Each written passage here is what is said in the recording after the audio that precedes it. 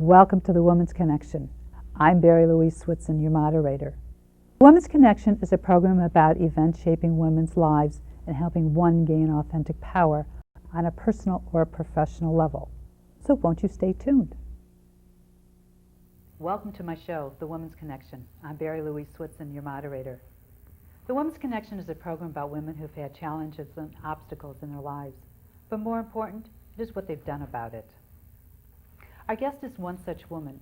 When she couldn't obtain answers to her medical questions, she set up a foundation to help other women in the same predicament. Robert Browning wrote, "Grow old along with me. The best is yet to be. The last of life for which the first was made." What did he know when he penned this? Was he referring to the last and main event in a woman's lifespan? As we approach the year 2000, there will be more than 44 million women in the United States and 42% of the women in the world going through the change, better known as menopause. How well prepared are you? More important, how well prepared is your doctor? Let us welcome Marie Lugano and hear her experiences with the medical profession. Welcome, Marie. Nice to have you. Now, you set up a foundation because you couldn't get medical explanations of what you were going through. Would you like to tell us a little bit about that? We established the foundation not only because I couldn't find the answers, but because thousands of women can't find the answers. The problem is that the population has grown so fast, and so many women are hitting this age category at one time, the baby boomer, if you will, and they are all going to their doctors seeking the answers, and the physicians in this country have realized there's a lot of research out there, but no one has taken the time to pull it all together and maybe do further research to help the women and to give them the answers. There's still a great deal that needs to be done, but the purpose of the foundation is to help them do that, to help the women find the answers, to get research established, to help the physicians work with us and find the answers, and of course to advocate for all the women with city and local government, and having the world of science, whether it be the National Institute of Health, recognize the importance to begin long-term research on hormone replacement therapy, cardiovascular disease, and so forth. Now, what is the exact name of your foundation? It's the American Menopause Foundation. We will be a year and a half old next month. Oh, congratulations. Thank you, thank you. We are 20,000 strong. We are a group of women cross-country, a network group of physicians, of consumers like me and you, of healthcare professionals, of corporations, and it's very exciting how fast it's grown. 20,000 a year and a half, that's marvelous. Mm-hmm. And you're located here in New York? Here in New York, yes. Okay, if somebody wants to join your foundation, what do they have to do? Pick up the telephone and dial 212-475-3107. That is miraculous. And we will send them information, tells them all about us and where we're going, and we need their help to get there. Sounds like you've got a great network already. For a year and a half to 20,000. Now, you weren't always in the medical profession. You were in corporate life for a while? I spent 30 years in corporate America, yes. 28 years of those were spent on Wall Street. It gave me a great foundation, no pun intended, for how to run a business, since I understand the upside downs and the bottom line, basically.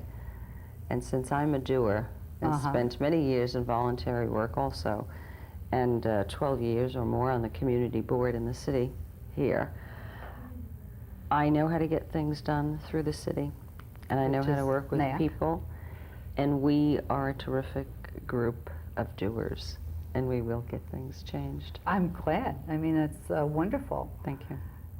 Now, what exactly, let's go back and define what exactly is menopause. Menopause is that time of life when a woman will cease menstruating for 12 consecutive months, all of the time and the problems associated with what they call menopause is really in the perimenopausal stage, which is the time before the last cessation of the menses. Now, what happens during this process? All kinds of things could happen. You could wake up in the middle of the night soaking wet and wonder, why is this happening to me? You could lose your memory to a degree. They call it a short-term memory loss. And I'm sure you've experienced this. You've walked into a room and you say, what am I doing here? Right. You open the closet and you knew you were going there for something. And all of these things start happening. Another one, of course, is depression, anxiety. I think so much of the anxiety that women in perimenopause and menopause are experiencing today is because they're confused about whether they should take estrogen, whether they shouldn't take estrogen, whether it should be a synthetic, whether it should be natural, whether they should just give up and have a hysterectomy. Well, I know there's a lot of doctors out there who advocate having a hysterectomy to solve all the problems. I don't think that's where those problems get solved.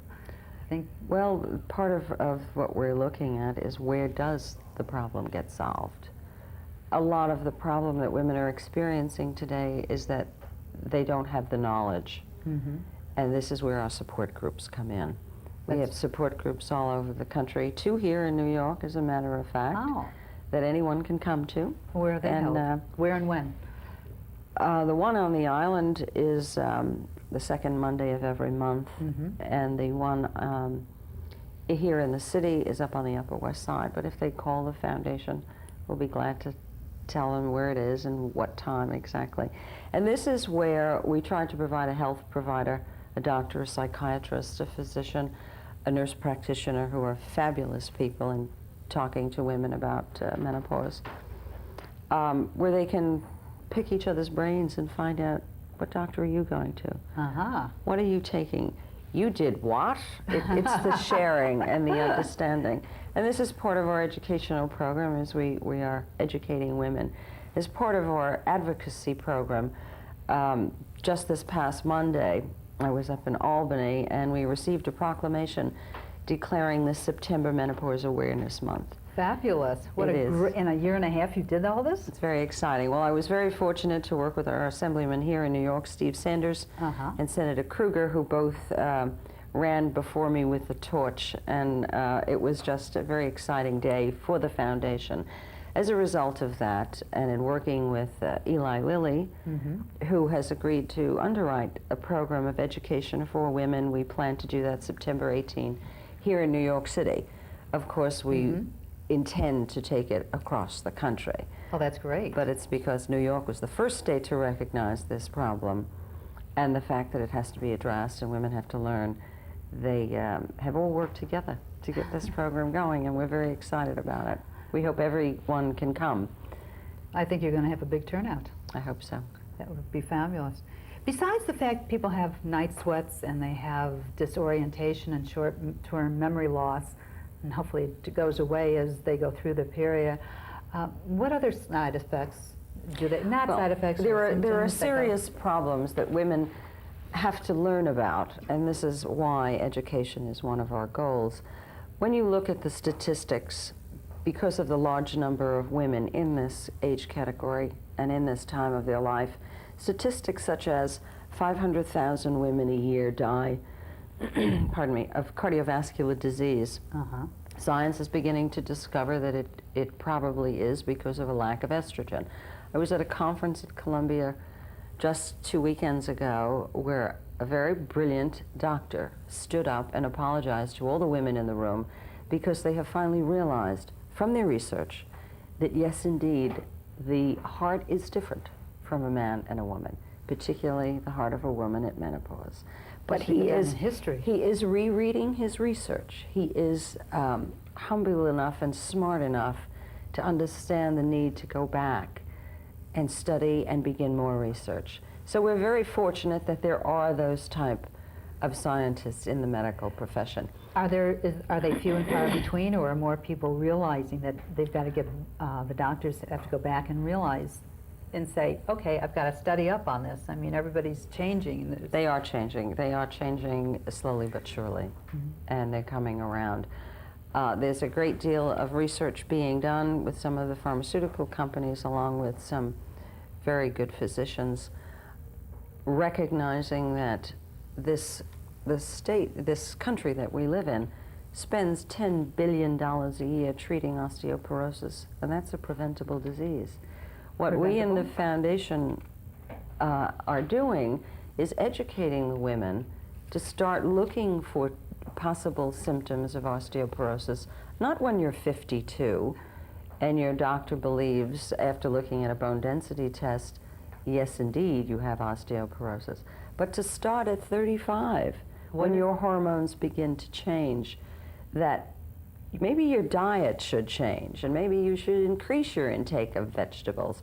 Maybe you should really get into some kind of exercise and keep the bone density strong. It's preventive medicine. Absolutely. And people are really slack on that. Very much so. And if you don't know it's there, you'll wait until your estrogen is depleted. Well, when you hear about menopause, you always think of late 40s, early 50s of women going through the change, and nobody ever really stops to think that, hey, you should really be doing this all your life, as being diet conscious, health food conscious, as well as exercise, to keep you in the prime of your life throughout your life. Absolutely. And I think with your foundation, you'll be able to educate a lot more people, as well as the men and the doctors in this country. Definitely. One of the wonderful things about our support groups is that young women, and I'm talking about women in their early 30s, come sometimes with their mother and sometimes without them. The ones that come without them want to know, why is mom acting like this? That's marvelous. Right? And they've heard about our foundation.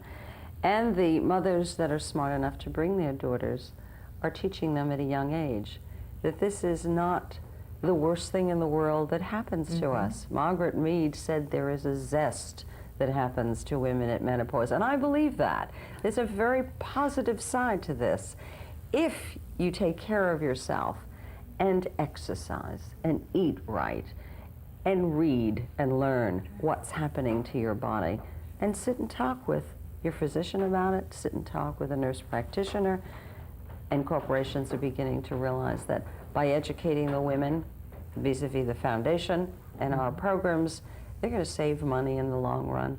Well, you have to really start at the top and work down, because still at the top, corporate top level, you've got the men in their 60s and 70s ready to retire, and they have never really gone through the problems that are coming up today in such vast numbers, because the women are just really, not that they're entering the workforce because they've been here, it's just that we're getting more recognition. And their mothers never talked about it. That's I know my mother never talked about it. She never talked about anything. It was very difficult, you know, like, what's going on? Well, get a book and read it, you know, and that's not how to be educated. It's education, but it's not the one-on-one education. One of the things that we are telling or asking the women in our support groups and in our network is to talk to their daughters about what's happening and to share it with them. Share it with your family, because if they don't understand it, you don't understand it to begin with. So how are they they don't gonna understand it. You've got a family of non-communicative people. And the situation we have found is very much the same when it comes to a woman and a doctor. The important thing in menopause is to really be truthful with the doctor. Whether you're experiencing a loss of libido, which a lot of women do, and they're afraid to say this to the doctor because they've never mentioned sex before.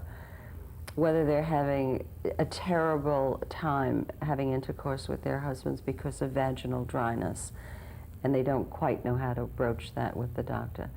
There are things on the market that the doctor can prescribe which can help. Well, then if they're having trouble discussing it with their the doctors, are they also having trouble discussing it with their husbands? I Yes, mean, of course. So this is not a win-win situation if you're not discussing and you're not open about it. You know, like, I'm not interested in sex anymore, but hey, 2 weeks ago I was ready, you know, and now I don't want you to come near me. Absolutely. I mean, this is not a good, healthy relationship. It's got to, you know, This is through the importance education. of the education and communicating. And many women, after they learn, whether it be at the support groups or just the sharing part of it, they do go home and have a different talk with their husband. That's a different kind of communication, and a different kind of communications with their doctors. We tell them to write it down, so that sometime they might not be able to say it, but they could hand him a list of 3 things they would really like to discuss after he examines them. And one of them could be, why don't I feel like having sex with my husband anymore? And why is it so painful? This is all part of the lack of estrogen in a woman's body. But there are solutions out there. That's what's so great. There are solutions, so just verbalize what's going on. Because you feel when you're going through something, no matter what it is, that you're the only one. And with your support groups, as you say, hey, I'm not the only one. There's a world out there that is going through the same aggravation because their mothers never talked about it. And in some cases, mothers aren't around that you can't talk. That's the sad part. Family history is very important. They need to know what the history of breast cancer is in their family. They need to know at a young age what the family history is about osteoporosis, heart disease, uterine cancer, ovarian cancer. All of these are very important so that your physician will know how to prescribe the correct drugs. How far back do they have to go as far as family history? As far back as you can go. If you have a grandmother, you're very lucky. Now, what about both sides? Is it as important on the father's side? Because we're a combination of both. So if you know that on your father's side, his mother died of uterine cancer, his sister died of breast cancer, all of this is part of what makes you. So write it down, and more importantly, pass it along to your daughters and your nieces, because they're part of the same chemistry also. Well, when you think about it, there's all these programs that talk about family tree makers, that you can write down your genealogy of your families, your aunts, your uncles, your grandparents, and everything else. It sounds like you should have this with your family of medical problems, too. Oh, absolutely.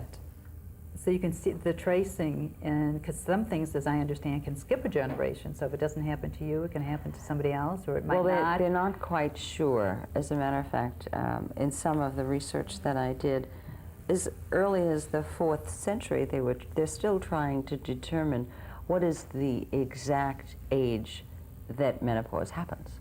Is it 51.2, which is the average, or is it 50 in a particular group of women in a particular part of the world, in a particular country?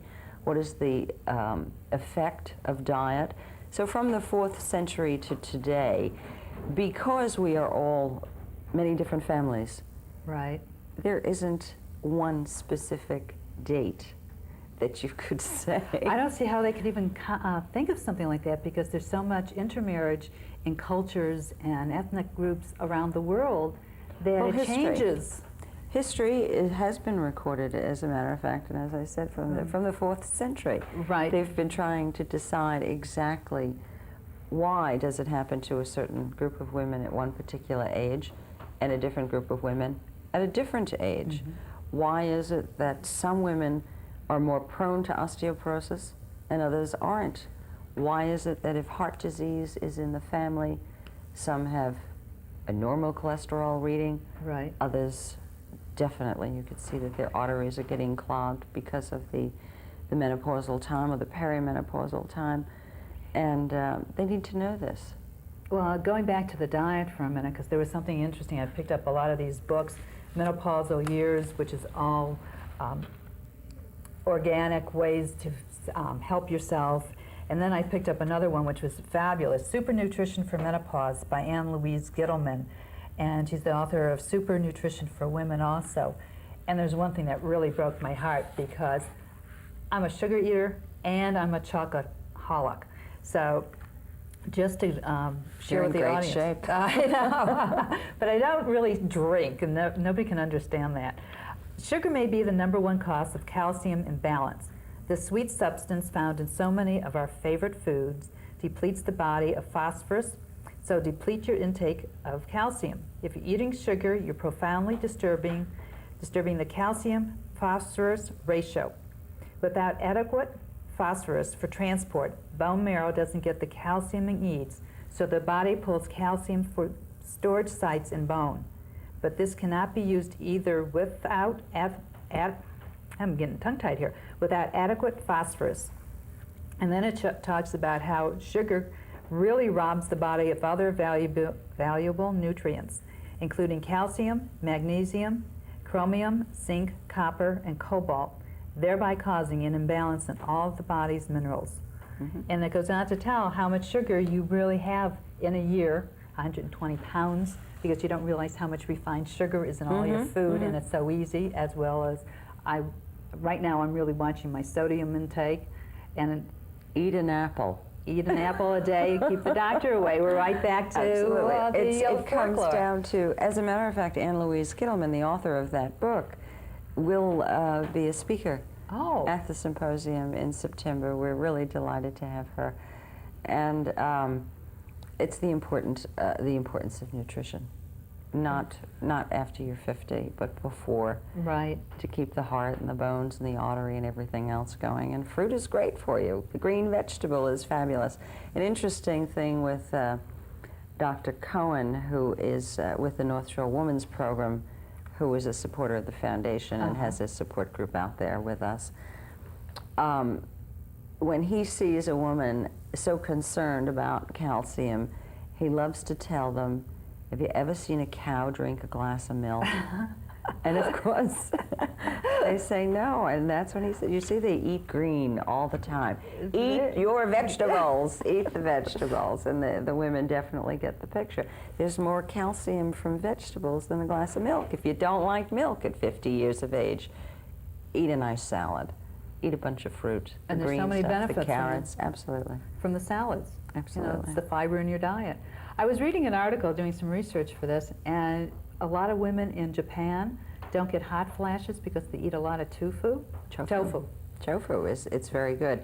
As a matter of fact, I heard a scientist who is doing tremendous research, particularly of menopausal women, about the diet of the Eastern diet in comparison to the Western diet. And yes, they do eat a lot of tofu, but by the time, he said when he began his lecture, by the time I finish my lecture, my data will be old. So I've got to go back. And perhaps within the next year or so, he will find the answer, and there's a great group of scientists studying that. And if they do find the answer to, is that really the key, would be fabulous. Oh, I think so, because I think it's an inexpensive product. Sure. And you can get it more and more, well, at least in New York you can get it more and more in all these Korean delis and so forth, and I've been seeing it in the various supermarkets. So it's an easy thing to It can't consume. hurt you. Right. The wonderful part about tofu is that you could really put it in almost anything, and it's like a big sponge. It will absorb the flavor of everything that's around it, and your children won't even know that they're eating tofu. Can you put it in a milkshake?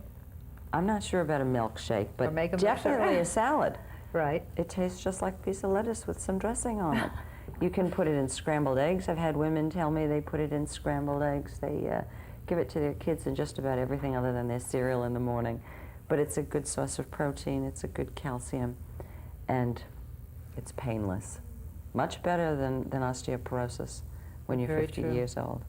It's amazing So. because the doctors, you know, I would see some women curved over, and with all the hormonal treatments people can go through, it's a wonder that they didn't start earlier or check it out or see their parents going through this change. This So is that- part of the awareness. So many, as a matter of fact, one prominent woman said to me, menopause is nonsense, and got up and walked away from the table very hunched over. Obviously, no one ever said to her when she was young, What a shame. do you realize that this is preventable? A woman in our support group stood up, 71 years old. She said, look at me, I am riddled with osteoporosis. Why didn't anybody tell me about this? But fortunately, she knows now. Right. And she Spreading was the word. directed to a gradual exercise program, which will help her keep her bone strong, the little bone that she has, but it will improve it. And at least she knows that she might be able to prevent it from getting worse. And that's part of it. Well, that's very important because, like you say, knowledge is power, and it helps. The power stays within yourself to maintain good health. I mean, Definitely. it's like, now if women want to get involved in helping you, Oh, we could use help. We're a network of volunteers. Anyone that wants to volunteer, may I give them the number again? Absolutely. Please feel free to call 212-475-3107. Anyone that's familiar with a computer or has one at home that likes to do things on the computer, we could have our computer talk to each other. But we always need volunteers for doing our mailings and such. And of course, for the program coming up in September, we can use every able body we can get. how many guest speakers are you going to have for that? We'll have 4. Uh-huh. One of them is Dr. Helen Fisher, who is an anthropologist here in New York Museum of Natural History. Uh-huh. And Louise Gittleman, a nutritionist, very prominent physician, Dr. Marcia Storch, along with Edith Weiner, who is an author and futurist. So she will tell us about the future of women in management and managed health care and so forth. Well, that's great. I mean, the healthcare companies should get on the bandwagon also, because it'll save them money, save the government money. They'll get on the bandwagon. They'll hear about us. I and can't wait. Thanks to you and putting us on the television. Well, my pleasure. I think More it's an women will important know about topic. us. Thank you. I think it's extremely important, and you know, if we can spread the word, I don't know, are you going to get on the internet or?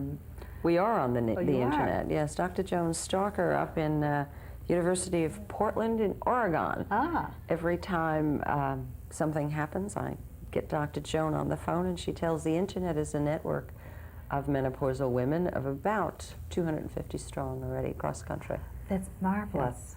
Yeah, so we're in there. Terrific. And does it go international at all, or you know? I don't know that. But who knows? You just never know where you're going to get a letter. Somebody's going to join the American Menopause Foundation. Could be from Sydney, Australia. Definitely, definitely. Branch it out. In the closing moments of the show, what would you like to say to the audience as far as anything? What I'd like them to know is that we're here. We're here to help. That's what we're about. Spread the word that we're here so we could help everyone. Join us. Any donations would be gratefully accepted to keep us going. And those that would want to volunteer, don't hesitate to pick up the phone. We're very appreciative. And to you. Great. Well, thank you. Thank you, Barrie.